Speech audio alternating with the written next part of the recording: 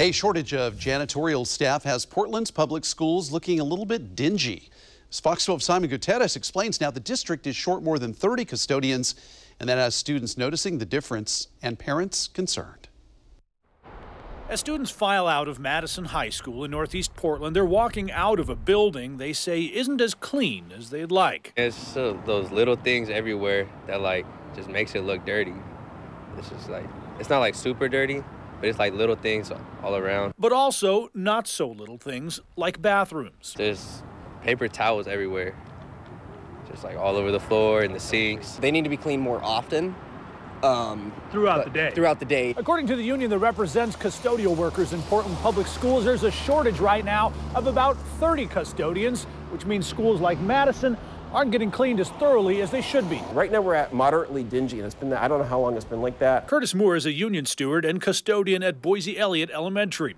He says the shortage of janitorial staff has meant some custodians have had to work 12 or 16-hour days, struggling to get schools clean. We have what we call the red zones. We have it kind of mapped out. These are the areas we have to hit and have to keep clean to keep the school safe and healthy. But he says some areas not deemed critical to health and safety can be left uncleaned.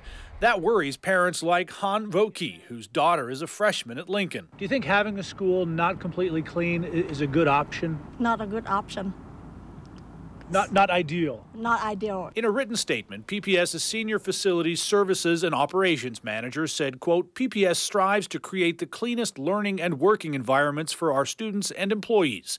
We must work within the budget we have, and our plan is to be fully staffed as soon as possible.